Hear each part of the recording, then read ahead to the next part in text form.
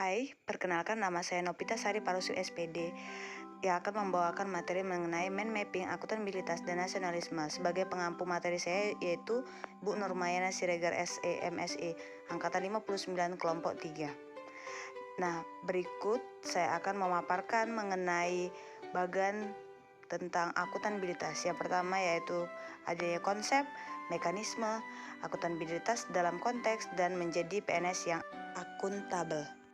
Nah, kita akan masuk ke konsep yaitu pengertian dari akuntabilitas dan responsibilitas. Nah, akuntabilitas yaitu kewajiban pertanggungjawaban yang harus dicapai, sedangkan responsibilitas adalah kewajiban untuk bertanggung jawab. Nah, aspek akuntabilitas yaitu sebuah hubungan berorientasi pada hasil, membutuhkan adanya laporan, memerlukan konsekuensi, dan memperbaiki kinerja. Sedangkan tingkatan dalam akuntabilitas yaitu personal, individu, kelompok, organisasi, dan stakeholder. Selanjutnya kita kembali ke mekanisme. Nah, dalam mekanisme terdapat akuntabilitas dalam birokrasi Indonesia, yaitu perencanaan strategi, kontak kinerja, dan laporan kinerja. Nah, selanjutnya lingkungan kerja yang akuntabel. Bagaimanakah kira-kira atau apa saja yang perlu kita lihat ketika kita bekerja dan memerlukan akuntabel? Nah, ada nilai-nilai dalam akuntabilitas, yaitu yang pertama kepemimpinan, transparansi, integritas, tanggung jawab, keadilan, kepercayaan, keseimbangan, kejelasan, dan konsisten. Nah, langkah-langkah menciptakannya adalah kita harus menentukan tujuan apa yang ingin kita capai dan melakukan perencanaan serta melakukan implementasi dan memberikan laporan serta melakukan evaluasi kembali tentang nilai-nilai yang sudah kita terapkan. Nah, selanjutnya kita akan bahas tentang akuntabilitas dalam konteks. Nah, yang pertama adalah transparansi dan akses informasi. Nah, yang kedua praktek kecurangan dan perilaku korup. Yang ketiga adalah penggunaan sumber daya milik negara. Nah, yang keempat penyampaian dan penggunaan data dan informasi pemerintah.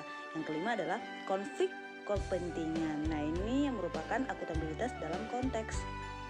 Nah, yang terakhir adalah bagaimana cara kita menjadi PNS yang akuntabel. Nah, yang pertama adalah perilaku berkaitan dengan transparansi. Nah, kita harus memiliki sifat yang transparansi atau terbuka. Nah, dan kita juga tidak boleh menjadi PNS yang korup. Nah, selanjutnya adalah bagaimana perilaku kita terhadap sumber daya negara yang begitu banyak di Indonesia ini. Nah, dan selanjutnya adalah bagaimana cara kita menyimpan dan menggunakan data informasi pemerintah. Nah, berkaitan juga dengan cara mengambil keputusan. Nah, kita harus benar-benar mengerti dan tahu bagaimana cara mengambil keputusan. Nah, selanjutnya kita akan membahas tentang nasionalisme. Nah, apakah pengertian dari nasionalisme? Nasionalisme adalah rasa cinta tanah air, ras, bahasa, atau sejarah bersama-sama. Nilai-nilai nasionalisme dalam Pancasila dapat kita jabarkan sebagai berikut. Nah, yang pertama adalah sila pertama, bangsa yang agamais. Nah, untuk yang sila kedua adalah menghormati hak asasi manusia. Untuk yang ketiga seperti isinya yaitu Persatuan Indonesia adalah cinta akan tanah air. Untuk sila keempat adalah bersifat demokratis. Dan sila yang kelima adalah menjunjung tinggi nilai kebersamaan.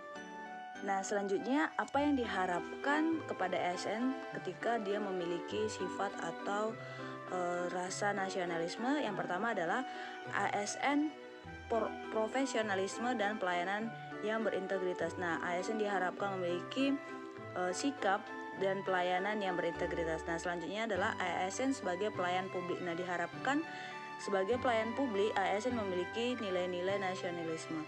Nah, yang terakhir adalah ASN sebagai perekat dan pemersatu bangsa. Untuk itu, sebagai ASN kita harus memiliki sifat nasionalisme yang akan membangun negeri sendiri.